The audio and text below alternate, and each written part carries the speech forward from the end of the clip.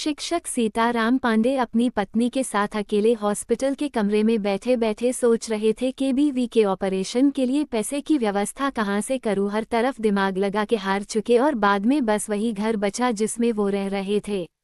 आंखों से आंसू पोंछते हुए सीताराम ने अपनी पत्नी की तरफ देखा। वो 2 दिन से बेहोश थी, आगे पीछे कोई नहीं, एक बेटी थी, वो भी अपनी पसंद के लड़के के साथ भागकर शादी कर ली। तब से माँ बाप की तरफ देखा नहीं। सीताराम सोच ही रहे थे कि नज़ ने आकर बताया कि अरे डॉक्टर आ रही हैं, जल्दी ही अपनी पत्नी ठीक हो जाएगी, आप पैसे जमा करवा दीजिए। सीताराम जी ने थोड़ा समय मांगा और मोबाइल निकालकर बटन दबाने लगे। लोगों से मदद मांगने लगे पर कोई फ़ोन नहीं उठा रहा, तो कोई बाद में बात करता हूँ बोलकर चला जा रहा है।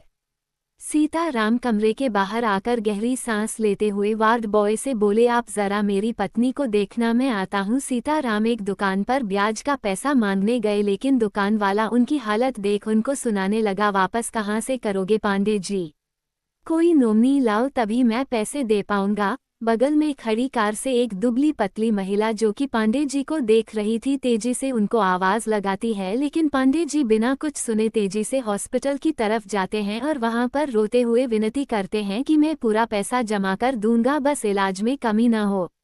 लेकिन एक डॉक्टर उनको हड़काते हुए धक्का देता है। तभी सामने से बड़ी डॉक्टर आती हुई गिरते हुए पांडे जी को पकड़ती है और सभी स्टाफ को डांट लगाती है और अपनी केबिन में जाती है और कुर्सी में बैठे बैठे सोचती है, पांडे सर, हाँ आज मैं जो हूँ उनकी वजह से। सीमा ने जैसे तैसे अपने गांव से अपना हाई स्कूल इंटर कंप्लीट कर लिया था और अब आगे की पढ़ाई के लिए कॉलेज में पढ़ने के मन से अपने घर में अपनी पढ़ाई की बात बाबा को बताई थी। बाबा ने थोड़ी ना नुकुर के साथ हामी भरी आए और किसी तरह मेहनत मजदूरी करके अपने बिटिया को शहर पढ़ने के लिए भेजा था। शहर में सीमा का दाखिला भी एक अच्छे कॉलेज में हो गया। सीमा ने इंटर विज्ञान वर्ग में किया था। वो चाहती थी बड़ी डॉक्टर बनना जो लोगों का इलाज कर सके। शहर आकर 1-2 दिन ही हॉस्टल से कॉलेज गई थी, लेकिन उसे बड़ा अच्छा लगा था। अपने गाँव की थोड़ी याद तो आती थी, बाबा की याद आती थी, लेकिन फिर भी उसे कॉलेज में अपनापन लगने लगा था। 1-2 सहेलियां भी उसकी बन गई थी और जो उसके क्लास टीचर थे वो सीमा को बहुत अच्छे लगे क्योंकि उनका बहुत सरल स्वभाव था और इस वजह से वह अपनी हर बात सर को धीरे से बता पाती थी। 1-2 पीरियड लगने के बाद जब कभी भी सर फ्री होते तो कॉलेज की फील्ड में जाकर बैठ जाते और सीमा अपने जो भी डाउट होते वहीं क्लियर कर लेती और सर को बोलती, एक दिन मैं डॉक्टर बनूंगी सर। वो सीमा को बेटी की तरह मानते थे, सीमा की पैसे से भी मदद करते देते, लेकिन ये बात किसी को अच्छी नहीं लगती थी। उसके गांव से 1000-2000 जो बाबा भेजते, जो कम पड़ते सर देते और बोलते, सीमा जब तुम कमाने लगोगी पूरा पैसा वसूल लूंगा। 1 साल बीत गया, सीमा का परफॉर्मेंस भी अच्छा रहा। एक दिन सर के घर में पूजा थी, कुछ स्टाफ के अलावा सीमा को भी आमंत्रण दिया था।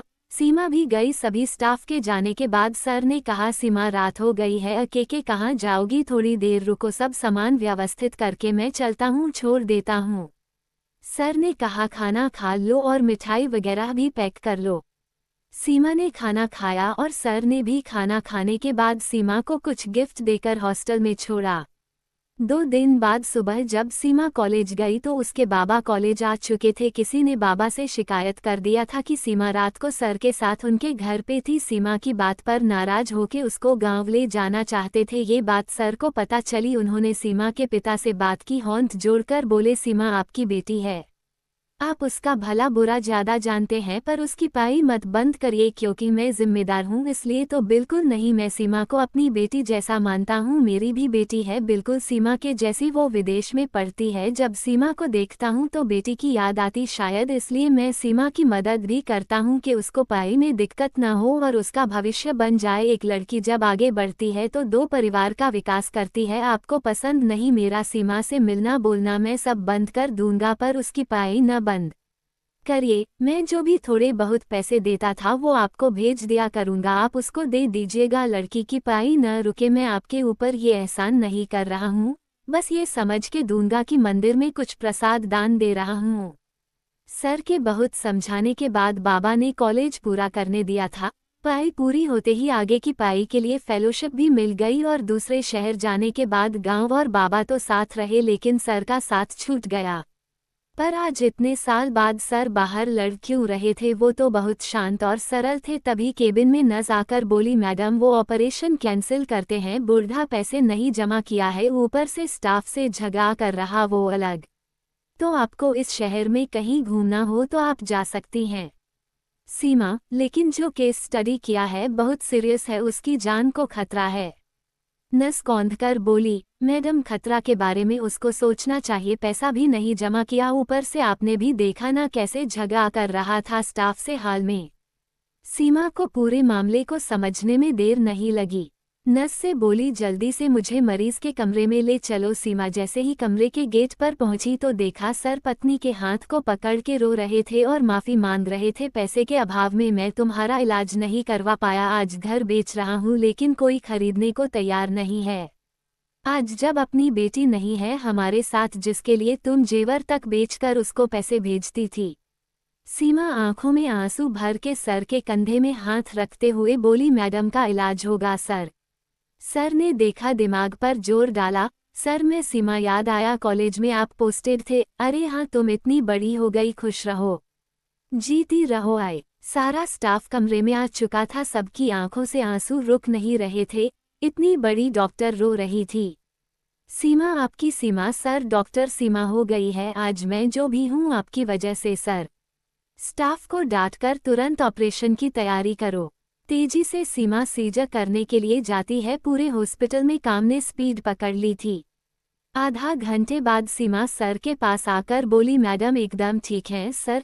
पांडे जी ने सीमा को खुशी से गले लगाकर बोले, मैं जल्दी ही सारा पैसा चुका दूंगा, तुम्हारा ये उपकार कभी नहीं भूलूंगा।